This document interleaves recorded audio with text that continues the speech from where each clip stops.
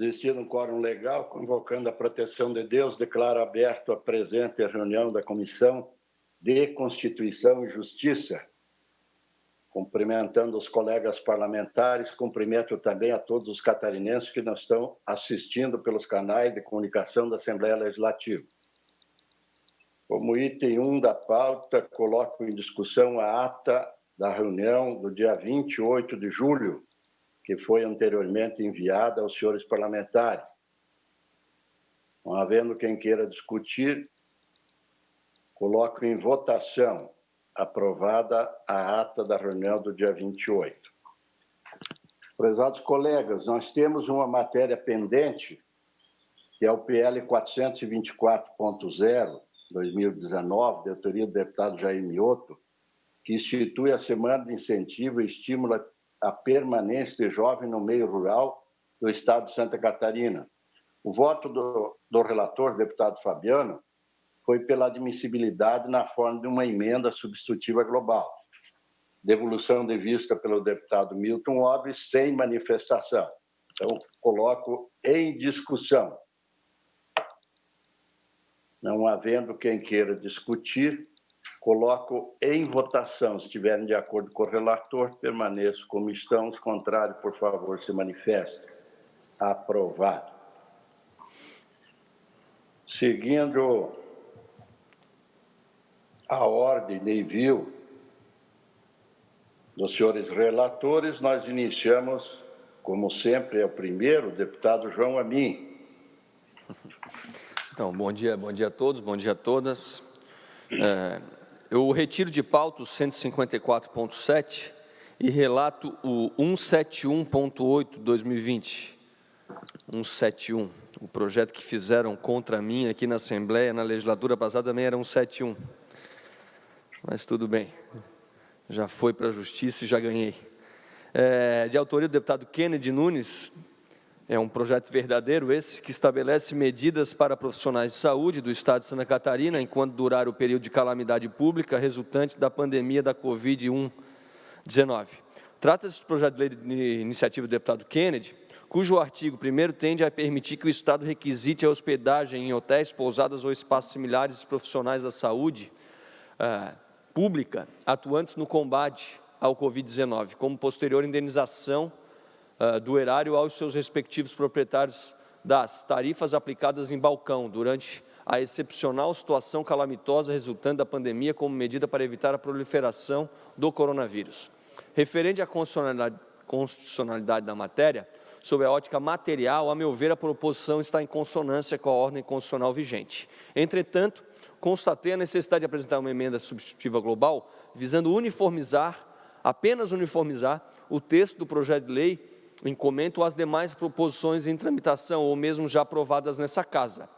Adequar a emenda da proposição em tela ao seu artigo 1º, haja vista a redação originalmente pretendida estar em desconformidade com o estabelecido. Portanto, só técnica regimental, que prevê que, abro aspas, a emenda deve sintetizar a matéria legislada, permitindo assim seu imediato conhecimento e guardar estreita correlação ao objeto da lei. Fecho aspas. Ante o exposto, voto com base nos regimentais artigos 72, 144, 145 e 209 e 210 desta Comissão de Constituição e Justiça, pela admissibilidade do prosseguimento da regimental tramitação processual do projeto de lei 171.8 de 2020, determinado no despacho inicial pelo primeiro secretário da mesa, observada esta emenda substitutiva global que ora anexo e apresento. Seria isso apenas, presidente. PL 171.8, de autoria do deputado Kennedy Nunes, seu parecer do eminente relator pela aprovação. Em discussão. Só queria, senhor presidente, agradecer ao deputado João Amin por esse aprimoramento que ele fez ao nosso projeto. Na verdade, nós temos alguns profissionais da área de saúde e que estão numa situação complicada, porque como eles trabalham diretamente no enfrentamento da Covid, acabam muitas vezes morando com os pais ou com os avós que são de idade de risco e ficam naquele risco de serem os que podem levar o coronavírus para quem não pode sair de casa. Então, essa é uma medida que está sendo feita em outros países, inclusive em outros estados aqui, e entendo que se nós pudermos avançar e sermos rápidos nisso, poderia ser de grande valia, principalmente para os trabalhadores da área de saúde que têm esse problema, que moram com pessoas acima de 60 anos ou com alguma comorbidade e que possam precisar de estarem mais salvos a esse vírus. Então, obrigado, deputado João Amin, pelo aprimoramento, e eu peço vênia aos deputados que possam votar a favor. Obrigado. Senhor presidente, pela ordem. Na hora, deputada Paulinha. Eu quero apenas dar parabéns para o deputado Kennedy pela iniciativa, e realmente é uma lembrança bem importante que vai contribuir muito para a seguridade dos profissionais de saúde nesse momento de pandemia, e ao deputado João Amin, evidentemente, pelo relatório favorável. Para isso, senhor presidente. Ok. Ninguém mais havendo quem queira discutir, eu coloco em votação. Se estiverem de acordo com o relator, permaneço como estão. Aprovado. Deputado João encerrou. Muito obrigado, deputado João. Deputada Ana, está com a palavra. Bom dia, senhor presidente. O senhor me responsabilizou pela relatoria de 4 projetos de lei, e os 3 primeiros da pauta, o 22, o 227 e o 233, eu venho pedir diligência, então eu vou relatar em bloco, assim facilita para os colegas e também agiliza a nossa reunião. O primeiro, o 22, é do deputado Laércio Schuster, e o nosso pedido de diligência é a Fundação Catarinense de Esportes, a Secretaria de Estado do Desenvolvimento Econômico Sustentável, a Procuradoria-Geral e ao Conselho Regional de Educação Física.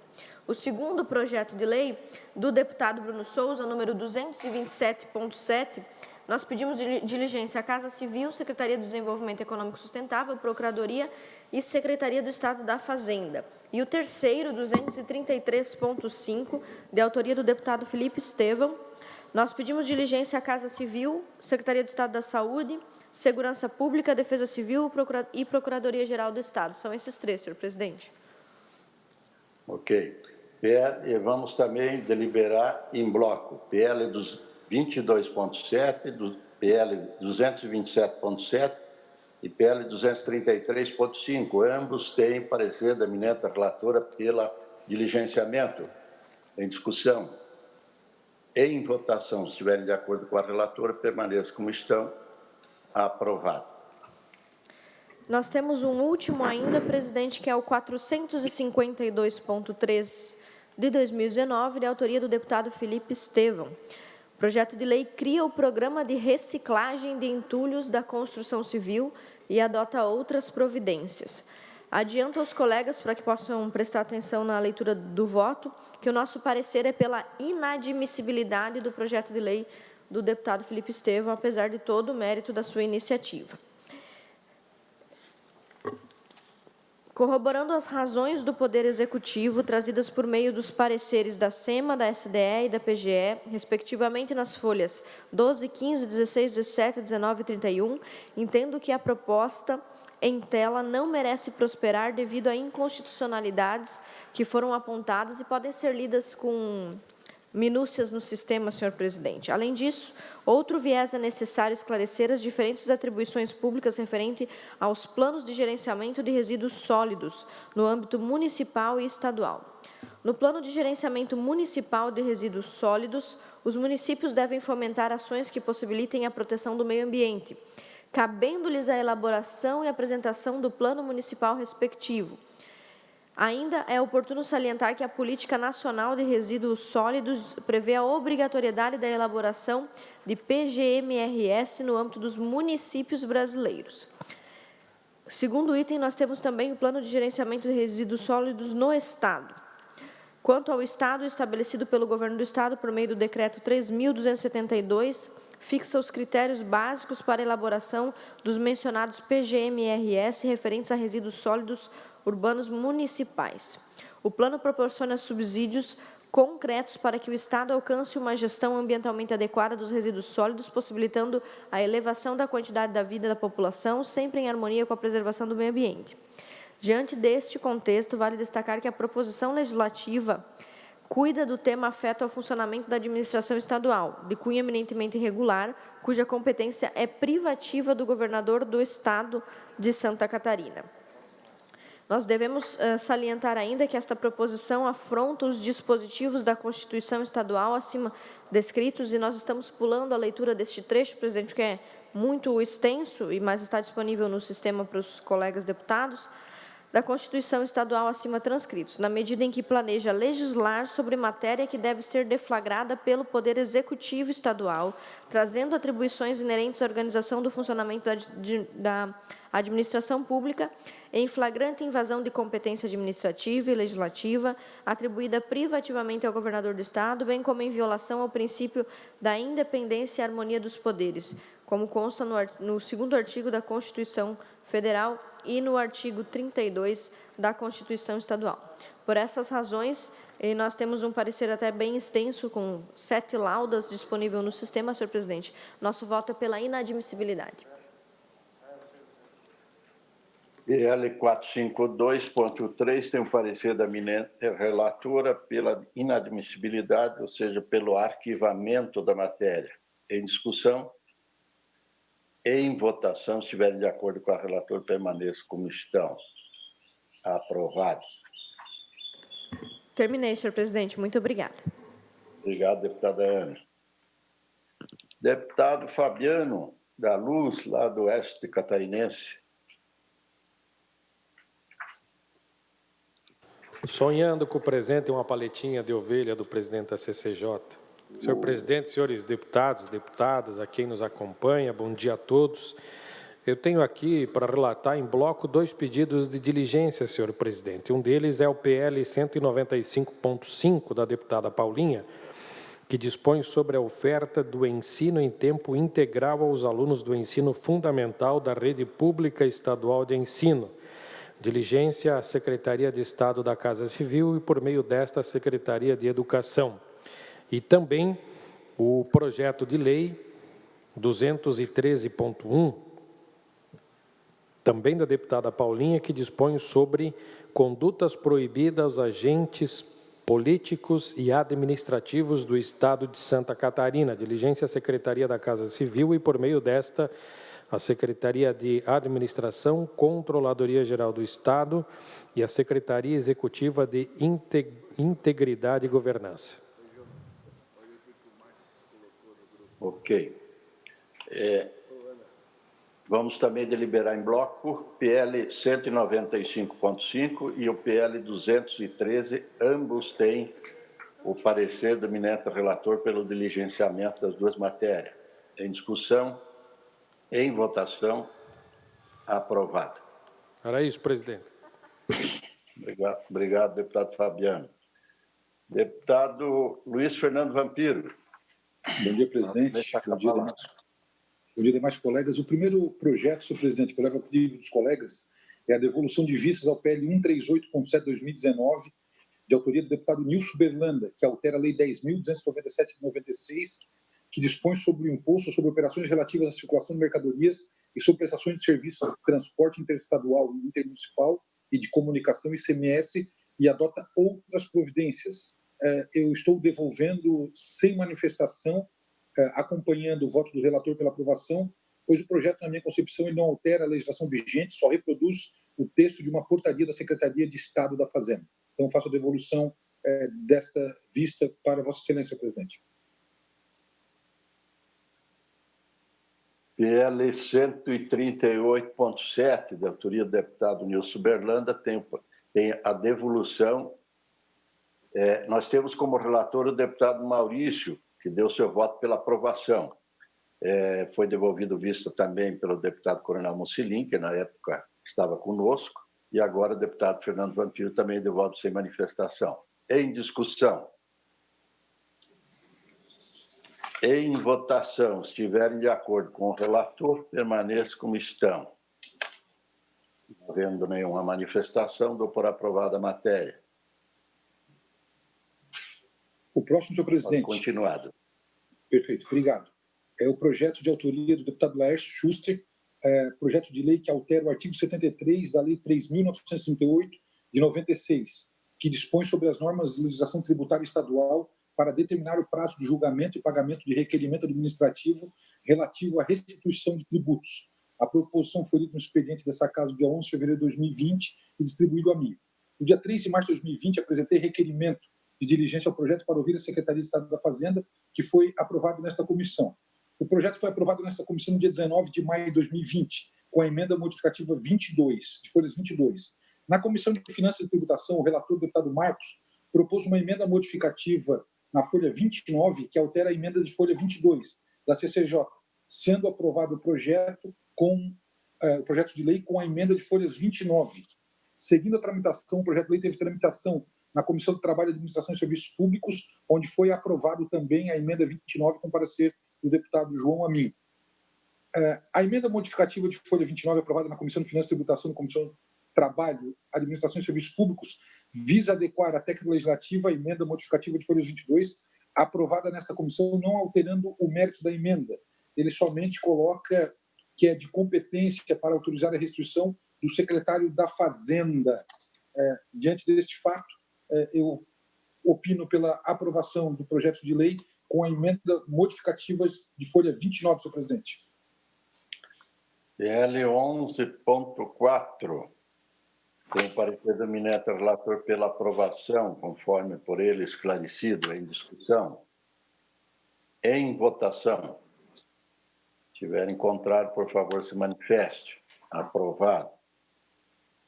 Senhor presidente, o próximo projeto de lei é de autoria do delegado Ulisses Gabriel.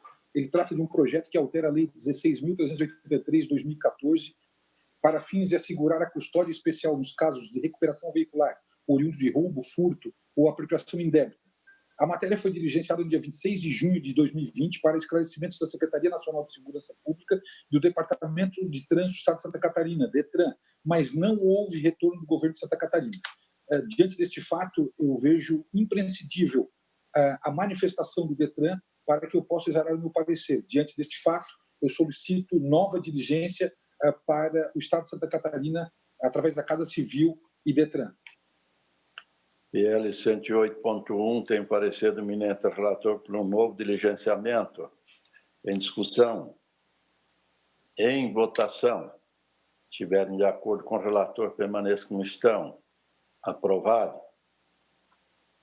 O próximo parecer, senhor presidente, é proposta de sustação de ato número 2.8/2019. O autor é a bancada do PSD.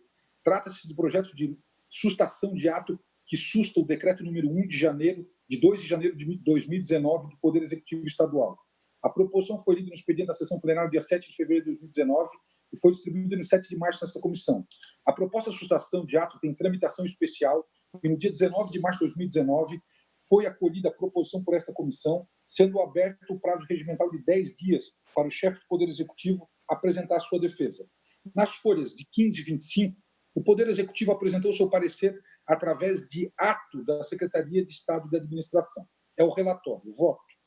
Cabe analisar nessa comissão assuntos atinentes aos aspectos constitucional, legal, jurídico, regimental ou técnico legislativo dos projetos, conforme prescreve o inciso 1º do artigo 72 do RIA-LESC desta Casa. A proposta de sustação de atos normativos do Poder Executivo que exorbitem do poder regulamentar ou dos limites de delegação legislativa é matéria de competência exclusiva do Poder Legislativo, que está previsto no artigo 49.5 da Constituição Federal e artigo 40, 6º da Constituição Estadual. O projeto de sustação de ato tem tramitação especial prevista no regimento interno, nos artigos 333 até 335.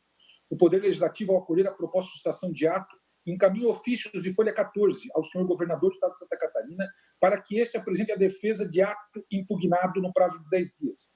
Preliminarmente, analisando a defesa apresentada através do ofício 297 SCC, as folhas 15, encaminhada pelo secretário de Estado da Casa Civil, confirmo que esta não foi apresentada e assinada pelo chefe do Poder Executivo, como determina o artigo 334 do RIA-LESC, mas sim pelo secretário de Estado da Administração, em total desrespeito ao Poder Legislativo e afronta as normas do Parlamento catarinense. O comando legal do artigo 334 do RIA-LESC prevê que a defesa do ato é de quem a praticou, neste caso, quem editou o decreto 01/19 foi o senhor governador, e não o beneficiário do ato impugnado, o senhor secretário de Estado da Administração, que foi quem apresentou a defesa. Nesse sentido, quanto à formalidade legal, a defesa juntada às folhas 16 a 25 deve ser considerada nulo. Após essa explanação preliminar, passo a analisar o mérito. A Constituição Federal de 1988 prescreve seu artigo 22(11), que compete privativamente à União legislar sobre normas gerais de organização e de garantias da Polícia Militar. In verbis, artigo 22, abram aspas, compete privativamente à União legislar sobre, 11, normas gerais de organização, efetivos, material bélico, garantias, convocação, mobilização, inatividades e pensões dos policiais militares e dos corpos de bombeiros militares. Já o artigo 114 da Constituição Federal deixa claro qual atividade constitucional que será desenvolvida pela Polícia Militar, como sendo atividades de preservação de ordem pública e da incolumidade das pessoas e do patrimônio, assim disposto no seu artigo 144, abram aspas. A segurança pública, dever do Estado, direito e responsabilidade de todos, é exercida para a preservação da ordem pública e da incolumidade das pessoas e do patrimônio, através dos seguintes órgãos. 5. Policiais militares e do Corpo de Bombeiros Militares. Parágrafo 5º. Às polícias militares cabe a polícia ostensiva e a preservação da ordem pública, aos corpos de bombeiros militares, além das atribuições definidas em lei, incumbe a execução de atividades de defesa civil. Ponto. Assim, a Constituição Federal delineou a natureza jurídica do cargo e da função da Polícia Militar, devendo o Estado obedecer aos ditames constitucionais. Ao editar o decreto 1/19, o governador do Estado não observou a natureza jurídica do cargo e da função da Polícia Militar delineada na Constituição Federal, declarando como função de interesse policial militar os cargos de secretário de Estado da Administração e assistente do secretário. Assim, está se desviando da finalidade constitucional do cargo e da função da Polícia Militar. Onde estaria nesses cargos e funções a atividade de preservação da ordem pública e da incolumidade das pessoas e do patrimônio? Pergunto eu. Há, na edição do decreto, uma inconstitucionalidade, ilegalidade e desvio de finalidade. A defesa da legalidade do decreto estadual 1/19 poderia estar no artigo 94.4 da Lei 6.208 de 83, que dispõe sobre o Estatuto dos Policiais Militares do Estado de Santa Catarina, que diz, abre aspas, artigo 94, são considerados no exercício da função de natureza polícia militar ou de interesse policial militar os policiais militares da ativa que desempenham um dos cargos a seguir especificados. Quarto, os fixados em outros órgãos públicos cuja função for declarada pelo governador do Estado de natureza ou de interesse da Polícia Militar. A lei é clara. O governador do Estado, além dos lugares e cargos previstos da norma, só pode declarar uma função de natureza policial militar ou de interesse policial militar que tenha a finalidade principal do artigo 144 da Constituição Federal, que são postos de trabalho que têm em sua atividade a preservação da ordem pública e da incolumidade das pessoas e do patrimônio. Se o poder discricionário do chefe do Poder Executivo fosse infinito para declarar qualquer cargo ou atividade como função de natureza policial militar ou de interesse policial militar, a legislação teria um texto assim, abram aspas, o chefe do Poder Executivo pode declarar qualquer cargo ou atividade e a função de natureza policial militar ou de interesse policial militar, fecham aspas. Mas o legislador, no artigo 94, disse quais os cargos estão sujeitos à identificação de função de natureza policial militar ou de interesse policial militar. E, quando deixou no inciso 4º a possibilidade do chefe do Poder Executivo dizer outros cargos como de função de natureza policial militar ou de interesse policial militar, a clara intenção que esses cargos devam obedecer à natureza jurídica da atividade de policial militar disposta no artigo 144 da Constituição Federal. São cargos e funções de atividade de preservação da ordem pública e da incolumidade de pessoas e do patrimônio, compatíveis com a natureza jurídica constitucional da instituição policial militar. Nesse sentido, o governo de Santa Catarina, o governador do Estado de Santa Catarina, ao editar o decreto estadual 1/19, extrapolou seu poder regulamentar e os limites de delegação legislativa ao criar função de natureza policial militar ou de interesse policial militar em cargo que não tem natureza jurídica constitucional de atividade de polícia militar. Assim, devendo esta Casa editar decreto legislativo de sustação de ato do decreto estadual 2/19 para anular o ato exarado. Do exposto, no âmbito desta comissão, voto pela procedência da impugnação da proposta de susta, o ato número 2.8/2019, encaminhando à mesa projeto de lei e decreto legislativo propondo a sustação do ato impugnado, devendo seguir seus trâmites regimentais. Era esse o meu parecer, senhor presidente. Senhor presidente, Pela pela ordem, senhor ordem. presidente. PSA 2.8, tem o parecer do ministro relator pela aprovação em discussão. Com a palavra a deputada Paulinha. Depois, Vista em gabinete, senhor presidente. vista em gabinete, a deputada Paulinha. Senhor presidente. Alguém tinha pedido a palavra, deputado Kennedy? Isso. Eu gostaria, até porque como a deputada Paulinha vai pedir vista, eu gostaria de pedir que fosse juntado ao parecer do deputado, nobre deputado Luiz Fernando Vampiro, a seguinte declaração.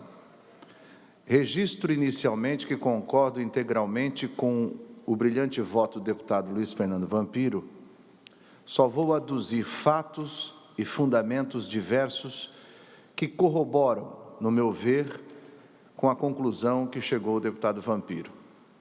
Analisei o processo SGPE-PMSC 6407-6/2008, que originou o decreto 1/2019, e verifiquei que o procedimento que culminou com um ato normativo teve início no dia 28 de dezembro de 2018, às 15 horas, 16 minutos e 15 segundos, sexta-feira, último dia útil, posse do governo 2019-2022 seria na terça-feira, quando o então comandante-geral da Polícia Militar assinou a exposição de motivos dirigida ao governador do Estado. Da exposição de motivos, verifica-se que o objeto ou o objetivo do ato normativo era fixar os cargos ocupados por militares estaduais na Secretaria de Estado da Administração e no gabinete do vice-governador como função de interesse do Estado.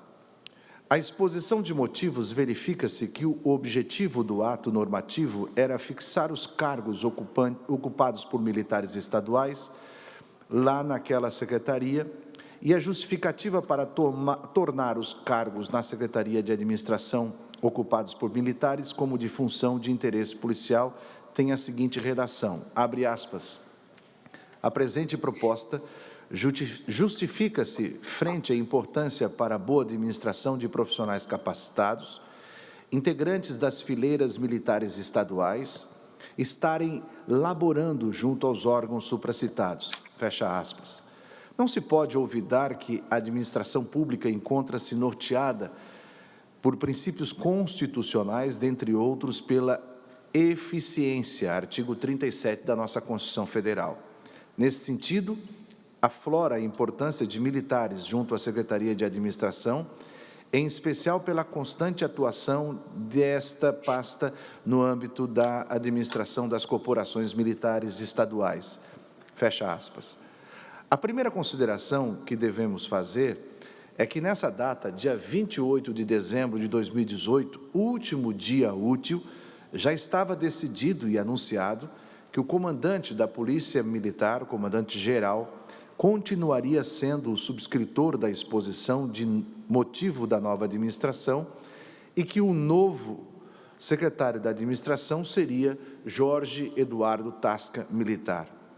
Este ato não foi respaldado pelo então governador do Estado, Eduardo Pinho Moreira, mas no primeiro dia útil de 2019, já com a devida nomeação de Jorge Eduardo Tasca para exercer o cargo de secretário de administração, o próprio Jorge Eduardo Tasca encaminhou um e-mail, do e-mail cagabinete@gmail.com para alisson@scc.sc.gov.br ao diretor de Assuntos Legislativos da Casa Militar com o seguinte teor, abre aspas, venho por meio deste solicitar a expedição do decreto estabelecendo os cargos de secretário de administração e assistente do secretário de interesse policial militar. Atenciosamente, Jorge Eduardo Tasca, secretário de Estado da Administração. Fecha aspas. Rapidamente, e sem cumprir as normas legais, como adiante ficará demonstrado, o diretor de Assuntos Legislativos encaminha a redação final do decreto para, de acordo do secretário de Administração e beneficiário do ato, que prontamente dá o seu de acordo. No mesmo dia é publicado o decreto 01/2019. O processo legislativo no Estado de Santa Catarina é regido por uma lei, que é a Lei Complementar número 589/2013, e no âmbito do Poder Executivo, regulamentado pelo Decreto 1414/2013 e Decreto 2382/2014. Em consonância com essas normas, a Casa Civil editou a Instrução Normativa número 001-SCC DIAL, de 8 de outubro de 14. O procedimento do processo legislativo deve obedecer os requisitos do artigo 7º do Decreto 2382/2014 e deve ser instruído, entre outros, com parecer analítico, fundamentado e conclusivo da consultoria jurídica, inciso 7, A, B, C, do tal decreto. Tal requisito está previsto também no artigo 9º da Instrução Normativa. No procedimento que redundou no Decreto 01/2019, agora lido o voto do eminente deputado Vampiro, não consta parecer jurídico, mas mesmo assim foi editado o decreto. Só por isso, já vemos que o decreto 001/2019 não observa o princípio da legalidade, mas tem mais. A edição do decreto 001/2019 ofendeu ainda os princípios da impessoalidade, da moralidade e do interesse público. A ofensa ao princípio da impessoalidade restou caracterizada quando, já escolhido e sendo o novo secretário de administração, o próprio beneficiado, o senhor Jorge Eduardo Tasca, determina a realização do ato normativo para o seu privilégio e vantagens próprias e de seu assessor, sem qualquer objetivo de defesa do interesse público. A moralidade restou ofendida, pois a atuação do secretário de administração não foi pautada por boa-fé, por lealdade com o Estado, não respeitando os princípios éticos e de razoabilidade e justiça, quando determina a edição de decreto para o seu benefício, sem atender os interesses públicos. Já pela leitura da exposição de motivos que redundou no decreto em debate, resta claro que não existe interesse público a ser tutelado. A justificativa para o ato normativo é de que, abre aspas, em especial pela constante atuação desta pasta no âmbito da administração das corporações militares estaduais, fecha aspas. Que atuação? O comando da Polícia Militar de Santa Catarina depende de outro órgão para administrar a sua corporação? A resposta aos questionamentos acima é evidente e negativa.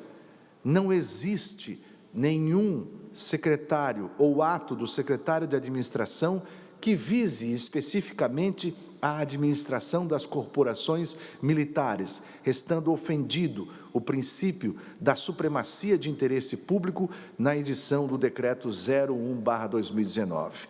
Desta forma, como também o decreto 01/2019, não obedece às disposições legais e constitucionais, como bem expôs o deputado Luiz Fernando Vampiro, é que acompanho o voto proferido pelo relator, solicitando que seja anexado aos atos desta declaração de voto, com os documentos que acompanham, qual seja o processo administrativo e a legislação citada no presente voto. Senhor presidente, essa é minha declaração de voto e gostaria que fosse juntada ao parecer do eminente relator. Muito obrigado. Ok, determina a assessoria que faça a juntada da documentação do qual o deputado Kennedy Nunes solicita. Então, está em vista no gabinete da deputada Paulinha. O deputado Fernando Vampiro concluiu, né? Muito obrigado. Deputado Kennedy Nunes, Vossa Excelência, está com a palavra. Senhor presidente, eu tenho aqui o parecer, a mensagem de veto 408/2020, que é o veto total ao PL 112, de autoria do deputado Neudi Sareta, que institui o programa Santa Catarina Digital. O autor deste veto é o governo do Estado e o meu voto, senhor presidente, nesse sentido, verifico que a mensagem de voto atende aos requisitos formais e, no que atina aos aspectos de afeto a este colegiado, entendo que o veto total oposto ao autógrafo do projeto de lei não merece prosperar, na medida em que a proposta encontra vultuoso alicerce no texto constitucional catarinense, seja nos princípios que formam o Estado Democrático de Direito, que tem como fundamento a cidadania e a dignidade da pessoa humana, seja na competência comum entre a União, Estados e municípios para proporcionar o meio de acesso à cultura, educação e à ciência, ou ainda no dever do Estado de promover, incentivar e sustentar o desenvolvimento científico da pesquisa e da capacitação tecnológica. Quanto ao mérito, observo que o interesse público revela-se na democratização da inclusão digital e que a proposição, ora vetada, busca promover no âmbito da sociedade. Exposto, cumprindo as atribuições regimentais, o meu voto é pela admissibilidade formal da mensagem do veto e pela rejeição do veto total ao projeto de lei. Mensagem de veto 408, parecer do eminente relator pela rejeição do veto. Em discussão. Pela ordem, senhor presidente. Pela ordem, deputada Paulinha. Eu quero dizer para Vossas Excelências que naquilo que eu estudei, eu também não encontrei razões de inconstitucionalidade na matéria.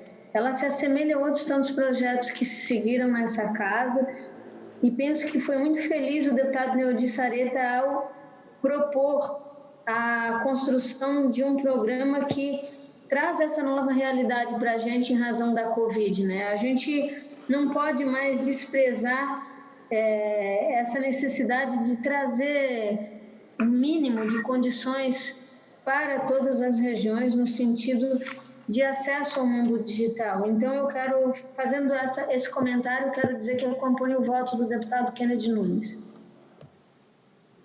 Continua a discussão. Não havendo mais quem queira discutir, em votação. Se estiverem de acordo com o relator, permaneçam como estão. Os contrários, por favor, se manifestem. Aprovado o relatório do deputado Kennedy. Senhor presidente, eu tenho dois projetos que eu vou pedir diligência e, com a vênia dos deputados e Vossa Excelência, eu queria fazer a leitura em bloco. O primeiro é o projeto de lei da deputada Paulinha, que consolida as leis que conferem a denominação adjetiva aos municípios catarinenses para atribuir nova denominação ao município de Pouso Redondo, que, pela proposta da deputada Paulinha, passaria a ser reconhecido como capital catarinense do tênis de mesa.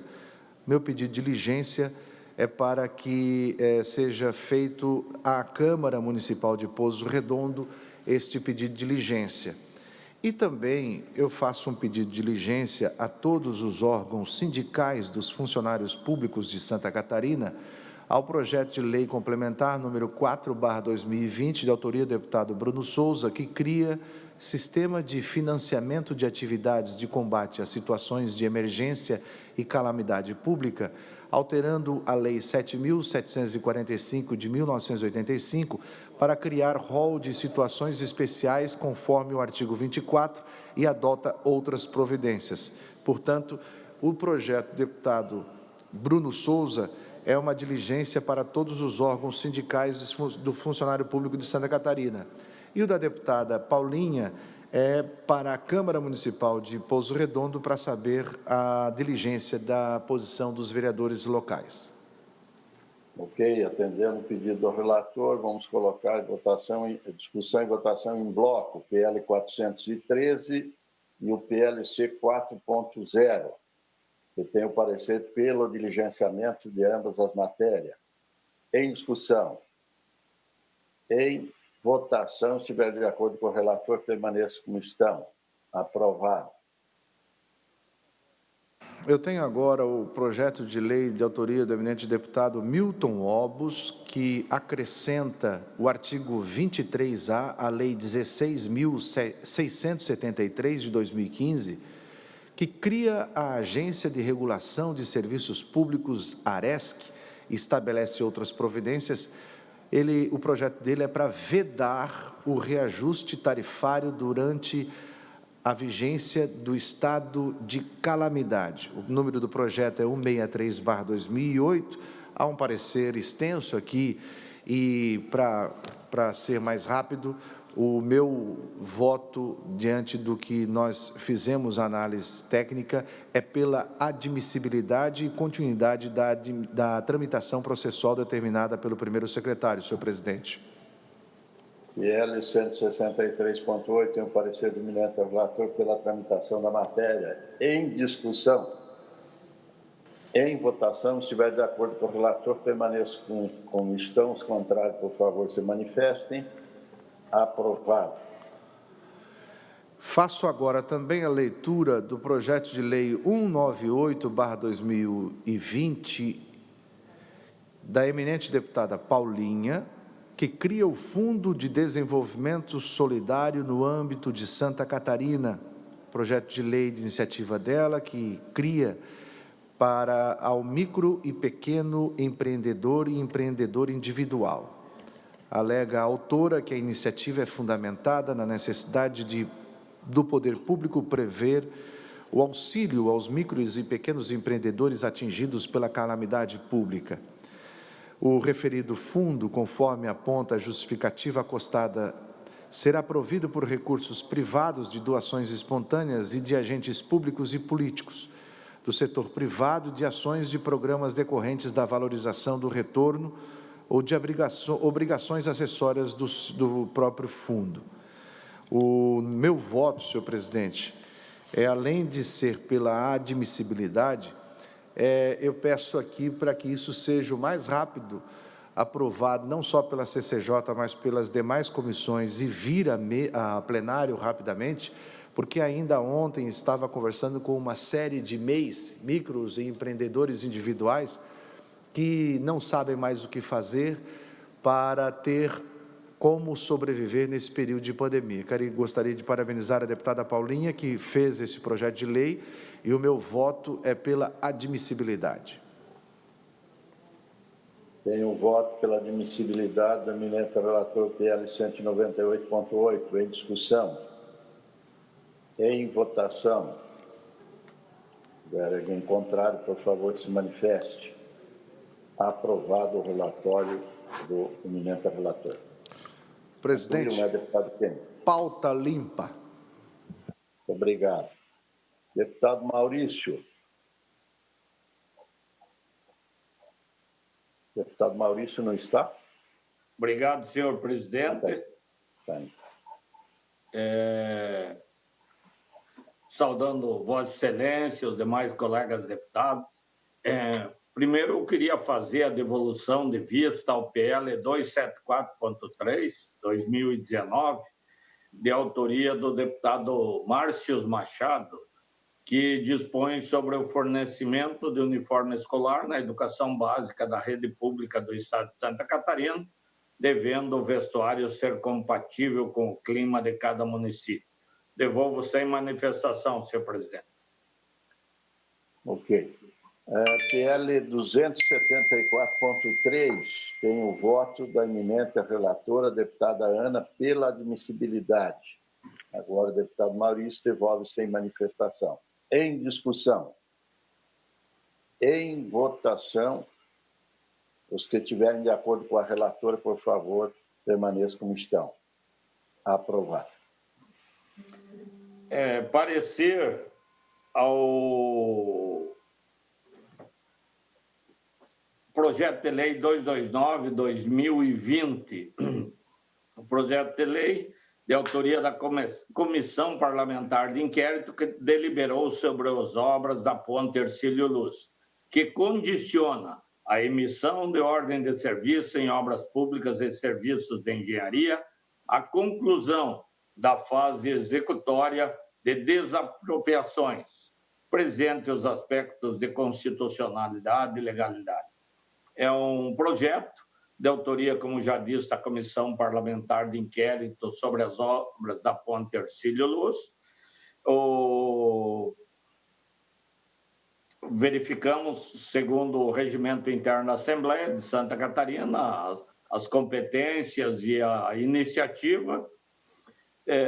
Extrai-se da justificativa que a proposição em comento busca prevenir danos ao erário decorrentes de paralisações em obras públicas e serviços de engenharia em virtude de procedimentos de desapropriação em curso. É o presente projeto uma deliberação da Comissão Parlamentar de Inquérito, que, após amplo estudo, julgou necessário a confecção do texto legal. Sendo assim, concluo que o projeto de lei 229.9/2020 cumpre todos os requisitos legais, devendo o seu segmento regimental. Ante o exposto, voto pela aprovação do projeto de lei, de autoria da Comissão Parlamentar de Inquérito, no âmbito da nossa comissão, senhor presidente. PL 229, tem o parecer do eminente relator pela tramitação da matéria em discussão. Não havendo quem queira discutir, em votação, se estiverem de acordo com o relator, permaneça como estão. Aprovado. Pedido de diligência ao projeto de lei 232.4/2020, recebi para relatar o projeto de autoria do deputado Felipe Estevam, que dispõe sobre o auxílio financeiro emergencial aos motoristas de transporte escolar, motoristas de transporte escolar auxiliar e monitores do transporte escolar, enquanto perdurar a suspensão das aulas presenciais nas escolas do Estado de Santa Catarina. Note-se que o projeto em análise cria despesa ao Poder Executivo, o que, em tese, inviabiliza o seu trâmite. Entretanto, o PL 232.4 é meritório, razão que me leva a aprofundar o debate. Assim, julgo imperioso a realização de diligência externa para, por meio da Secretaria do Estado da Casa Civil, ouvir a Secretaria do Estado da Fazenda, a Secretaria do Estado de Assistência Social, Trabalho e Habitação, bem como a Procuradoria-Geral do Estado. Então, meu parecer no 232 é por diligência externa, senhor presidente. PL 232.4, tem parecer do eminente relator pelo diligenciamento da matéria. Em discussão. Senhor presidente. Deputado Fernando Vampiro. Obrigado. Deputado Maurício, nós sabemos que esse assunto realmente é bastante meritório, né, em virtude que o transporte escolar está super afetado nesse sentido. Em relação ao auxílio financeiro, fala-se alguma coisa em relação ao IPVA, isenção de IPVA, ou é só realmente auxílio financeiro para os... Não fala nada de IPVA. Auxílio financeiro em recursos para os monitores, motoristas, tipo auxílio emergencial do governo federal. Obrigado. Só isso. Em votação, se estiverem de acordo com o relator pelo diligenciamento, permaneça como estão. Aprovado. Parecer ao projeto de lei 189.7/2020, senhor presidente, de autoria do deputado Paulo Roberto X, que altera a emenda e dá nova redação ao artigo 26 da Lei 13.324, de 2005. Direito a acompanhante para paciente em trabalho de parto. Parecer pela admissibilidade e aprovação. Essa é a emenda. É um projeto de autoria do eminente deputado Paulo Roberto Essel, tramitou, verificamos a questão da constitucionalidade e a legalidade, demos o parecer, de acordo com o autor, o projeto da nova redação, a emenda da Lei 13.324, de 20 de janeiro de 2005, que apresenta atualmente a seguinte redação: dispõe sobre a fixação nas recepções dos hospitais privados e da rede pública do Estado da cartilha dos direitos do paciente, para a seguinte redação imposta ao artigo 1º. Dispõe sobre a cartilha dos direitos do paciente, estabelece normas para a consolidação dos atos normativos que menciona. O projeto também visa a alteração da redação do artigo 26 da Lei 13.324, 2005, uma vez que o parágrafo único da citada lei menciona que, em caso de parto, a parturiente poderá solicitar a presença do pai. Com a alteração do artigo 26, conforme o artigo 2º desse projeto de lei, a parturiente terá direito à presença de um acompanhante por ela indicado, o que faz com que a lei estadual esteja em consonância com o artigo 19J da Lei Federal 11.108, de 7 de abril de 2005. Foi solicitada diligência à Secretaria de Estado da Saúde, a qual se manifestou favoravelmente ao projeto, conforme parecer juntado aos atos. Ante o exposto, presente os aspectos constitucionais e de interesse público, voto pela admissibilidade e aprovação, senhor presidente. PL 189.7, em parecer do eminente relator, pela aprovação. Em discussão. Não havendo quem queira discutir, em votação. Se estiverem de acordo, permaneçam como estão. Aprovado. Parecer ao projeto de lei 521/2019. Projeto de autoria do eminente deputado Kennedy Nunes, que dispõe sobre a exibição de campanha de conscientização e enfrentamento à violência contra a mulher nos eventos realizados ou patrocinados pelo governo do Estado de Santa Catarina. Lei Maria da Penha, parecer pela admissibilidade. Analisamos a questão da constitucionalidade, da legalidade, não encontramos óbice, é meritório o projeto. Nesse sentido, a proposta legislativa menciona nos artigos 1º e 2º a obrigação por parte do governo do Estado em realizar a exibição de propagandas ou campanha de conscientização ou enfrentamento à violência contra a mulher, bem como informações sobre os centros especializados de referência em assistência social nos eventos realizados ou patrocinados pelo governo do Estado de Santa Catarina. A violência contra a mulher assume muitas formas, indo muito além da física e alcançando um amplo espectro econômico-social. Violência contra a mulher é qualquer conduta, ação ou omissão de discriminação, agressão ou coerção ocasionado pelo simples fato de a vítima ser mulher, que causa dano, morte, constrangimento, limitação, sofrimento físico, sexual, moral, psicológico, social, político, econômico ou perda patrimonial.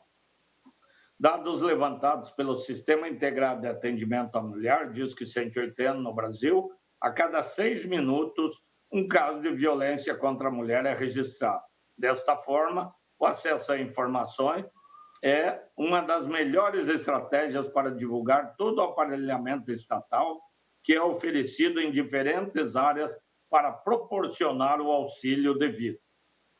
A Constituição Federal resguarda a proteção física e psicológica ao mencionar em seu artigo 5º que ninguém será submetido à tortura nem a tratamento desumano ou degradante.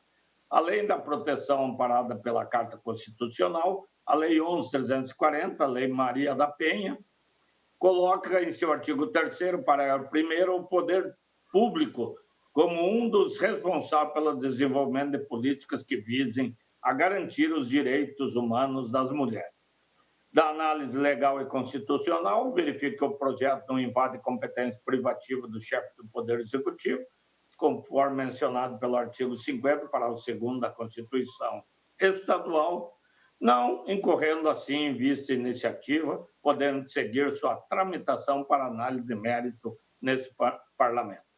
Ante o exposto, presente os aspectos constitucional e legal, é de relevante interesse público. Voto pela admissibilidade e aprovação do projeto de lei 521.0/2019, de autoria do eminente colega deputado Kennedy. É o parecer, senhor presidente. Tem o parecer do eminente relator pela aprovação do PL 521. Em discussão. Pela ordem, senhor presidente. Pela ordem, deputada Paulinha. Se me permite, essa aqui é uma pauta tão cara para a gente. Eu quero mais uma vez dizer aqui de público que essa é uma das razões que me aproximou tanto do deputado Kennedy.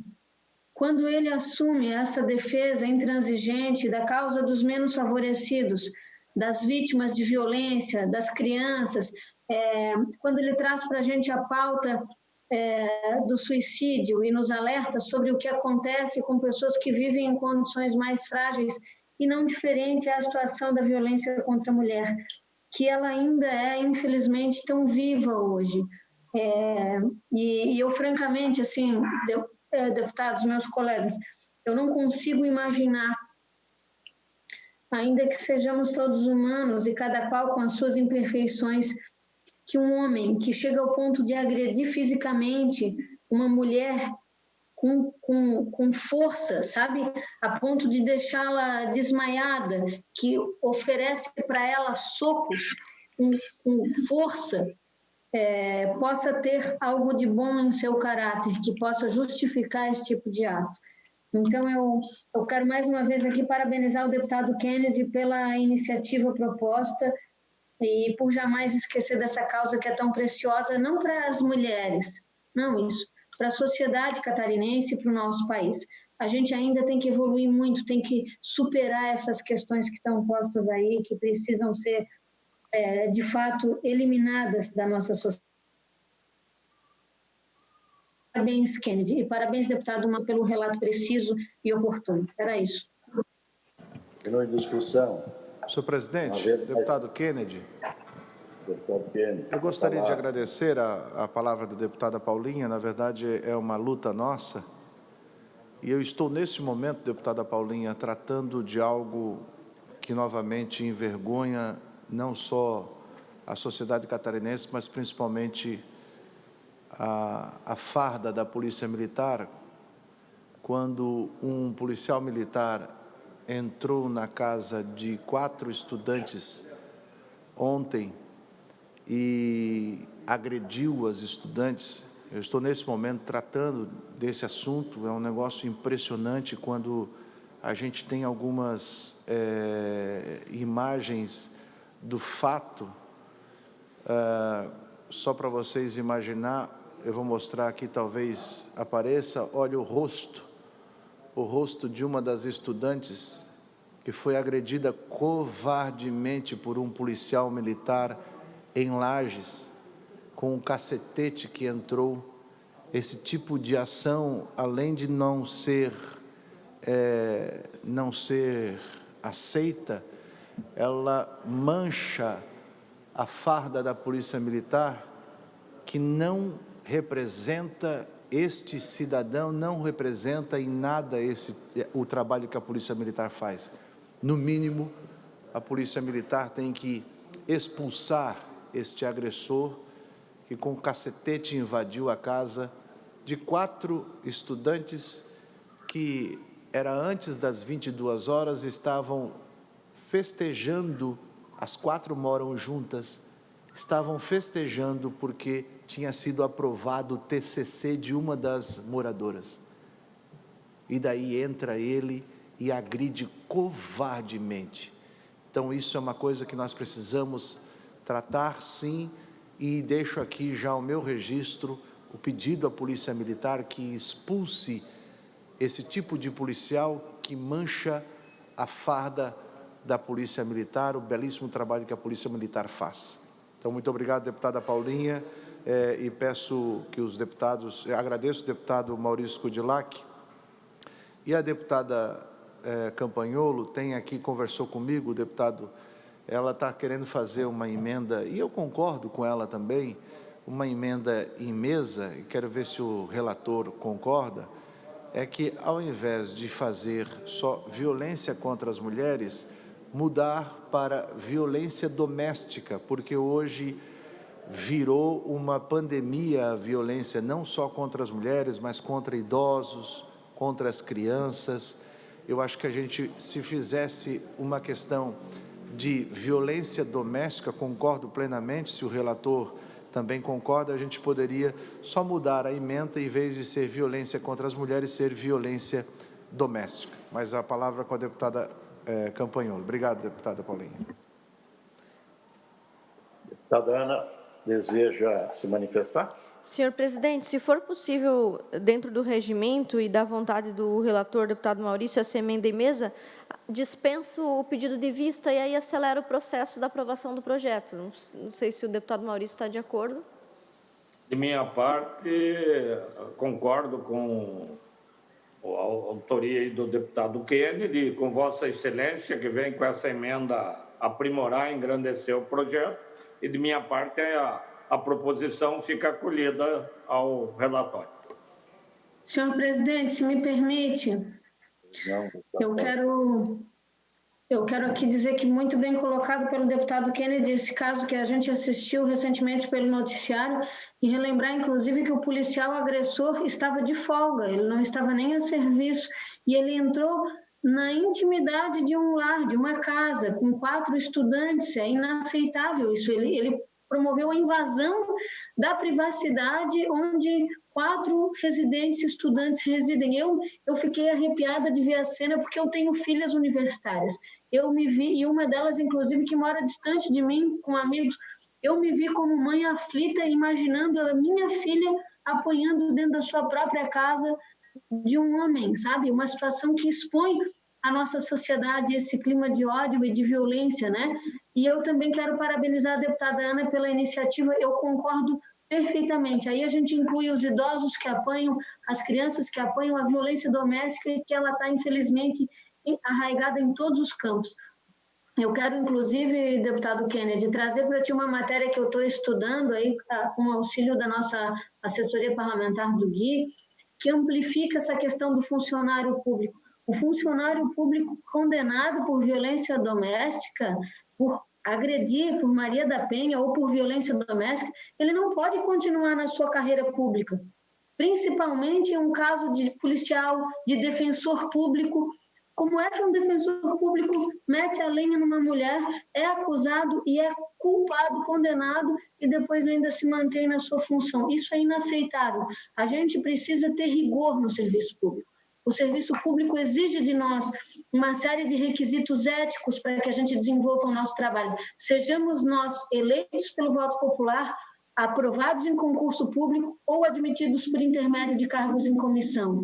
Então, a gente precisa aprofundar essa matéria e eu também, se a gente puder, eu quero deixar aqui aclarada a minha posição. Eu concordo com a sugestão da deputada Ana e, por mim, a gente aprova hoje mesmo o projeto de lei do deputado Kennedy. Era isso. Não havendo mais quem queira discutir, eu coloco em votação PL 521, com parecer do emenda relator, deputado Maurício, que acolheu também a emenda em mesa feita pela deputada Ana. Se estiverem de acordo com o relator, permaneçam como estão. Aprovado. Era o que eu tinha para relatar, senhor presidente. Só queria fazer um adendo nesse caso gravíssimo aí, levantado pelo deputado Kennedy, que a esposa do policial tem que ser também punida. Eu vi o noticiário hoje pela manhã e, na verdade, insuflou, ela agrediu, tentou tomar o celular.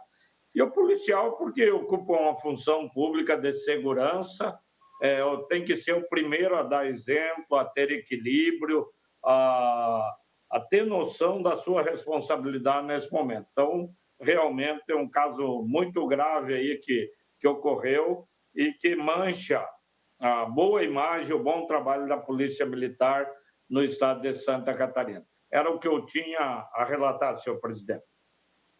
Ok, obrigado, deputado Maurício. Com a palavra, a deputada Paulinha.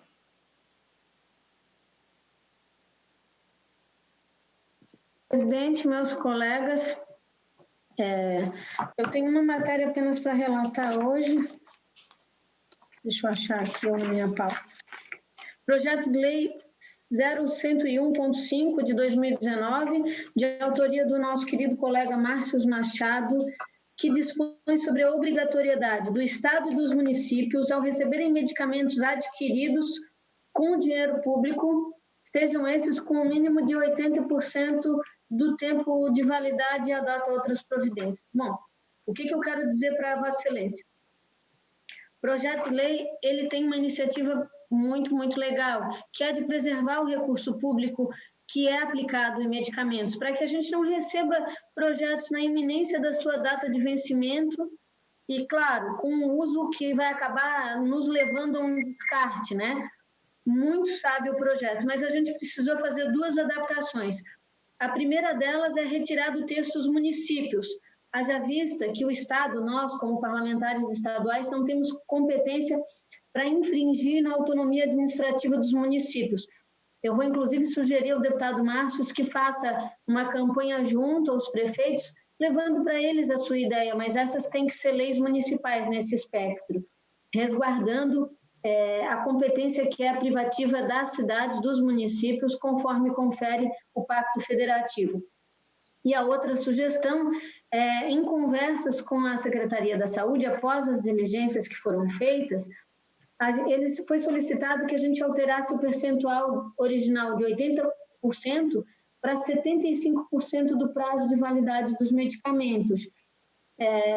Foi justificado, evidentemente, a gente apresentou essa sugestão para o deputado Márcio, por intermédio da nossa assessoria, fizemos os ajustes relativos à técnica legislativa, mas a gente vota nesse projeto pela admissibilidade com a emenda substitutiva global com gosto, porque é um projeto ótimo que eu acho que vai ajudar a preservar recursos do Estado de Santa Catarina e também salvar vidas. Está de parabéns o deputado Márcio pela matéria apresentada.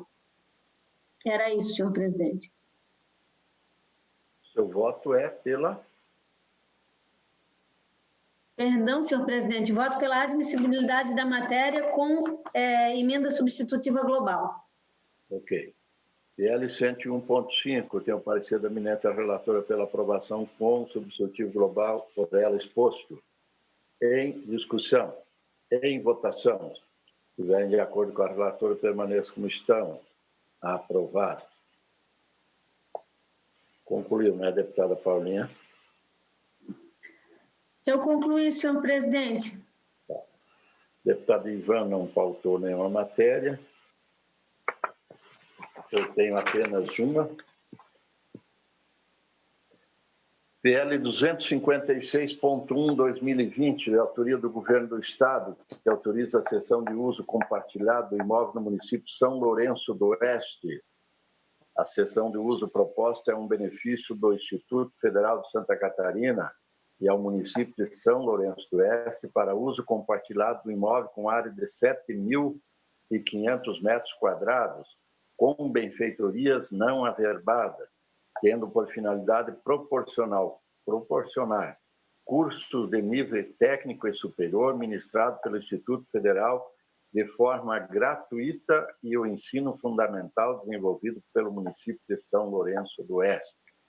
Ao examinar os termos do projeto de lei e a documentação, no que concerne aos pressupostos afetos a esta comissão, notadamente à luz da Lei Estadual 5.704 de 1980, percebe-se que foram observados os princípios normais e constitucionais e legais indispensáveis à espécie e tela, não havendo, portanto, a meu ver, impedimento constitucional e legal para o prosseguimento do feito. Ressalto que, conforme informado nos autos, tais atividades de ensino, quer ministrado pelo Instituto Federal, quer pelo município, já estão sendo desenvolvidas, sendo necessária somente a autorização legislativa para consolidar o ato jurídico entre as partes. Ante o exposto, por verificar a constitucionalidade, juridicidade, regimentalidade e boa técnica legislativa, voto pela admissibilidade e, no mérito, pela aprovação do projeto de lei 256.1/2020, devendo seguir seus trâmites nos termos do despacho inicial oposto pelo primeiro secretário da mesa. Em discussão. Em votação. Não concorda com o nosso relatório, permaneça como estão. Aprovado. Indago aos senhores parlamentares se existe alguma matéria extra-pauta. Não havendo nenhuma matéria extra-pauta, eu, antes de encerrar, agradeço a participação de todos, convoco a próxima reunião ordinária para a comissão, ordinária da comissão, para o dia 11 de agosto, às 10 horas. Desejo muita saúde a todos os colegas. Declaro encerrada a presente reunião.